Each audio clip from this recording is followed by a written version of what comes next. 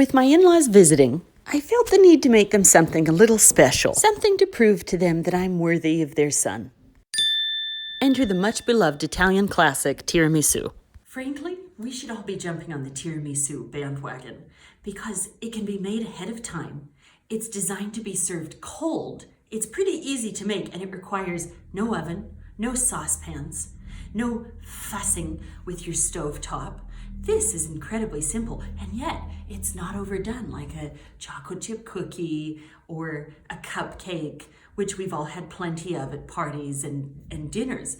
This is refreshing, and it seems like it's a lot more difficult to make because it's not usually in people's stock repertoire of recipes, so there's a little bit of mystery to it.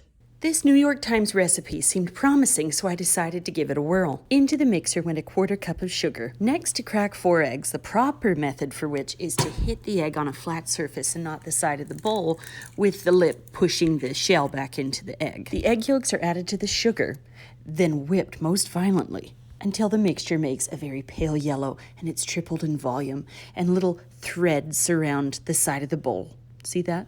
Perfect consistency. Then the mixture is transferred to a medium bowl, and the mixer bowl is prepared for round 2. In goes a 1/4 cup of sugar, a 3/4 cup heavy cream, and whipped until soft peaks form. At this point, I'm reminded of a helpful comment under the recipe that suggests that cream isn't actually used in a classic tiramisu. Just mascarpone cheese. Also mentioned is that the alcohol used in a classic tiramisu is either amaretto or marsala wine. Once those glorious soft peaks form, in goes 1 cup mascarpone, which whips until it creates a spreadable mixture with medium peaks. A note on stand mixers: you will likely have to take a spatula and scrape down the sides of the bowl to make sure that all of the ingredients are playing well together and incorporating. Next, I rolled up my sleeves to apply the age-old technique of folding. I took the mixture from the mixing bowl with the mascarpone, cream, and sugar,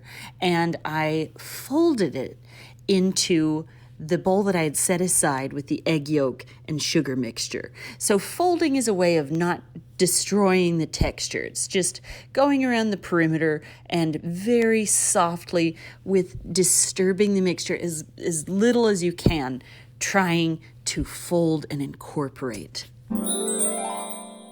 Next, sifted cocoa goes over nicely on the bottom of the pan. I'm not a coffee drinker and I don't have it in my house, so I used Pero in place of espresso. I used very soft, spongy lady fingers, which are incredibly porous. They're like delicate little sponges. I thought that dunking the lady fingers into the liquid might completely saturate them, and then it would make for a soggy tiramisu, so I thought I'd be clever and brush the liquid onto the lady fingers. Once brushed, I placed the lady fingers at the bottom of the pan. Then I repeated this process until the bottom of the pan was lined with the lady fingers. Next, I spread half the mascarpone mixture onto the lady fingers in one even layer. Shout out to my self-discipline for not eating the mascarpone mixture directly from the spatula. I added another layer to this ladyfinger fortress and spread the rest of the cream. Then, using a sifter, I cocoa dusted the top. Now, I used a good bar of darker chocolate to grate over the top, and I was thinking, this might add a little bit of textural inspiration on top. I did not realize that it was going to make it seem so gourmet. Cocoa powder is nice on top of the tiramisu. It's classic, it's what you're supposed to do.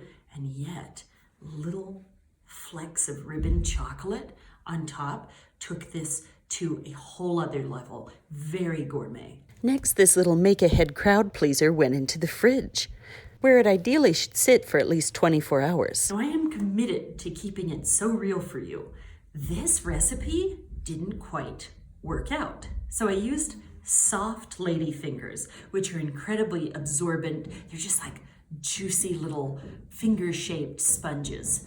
And so I brushed on the espresso booze mixture, and it wasn't strong enough. I think I needed to dunk the cookie, not completely submerge it, but dunk it slightly on one side and onto the other side as well, in order to get more of that flavor, because it was a little weak. But let's not kid ourselves, it was still very good.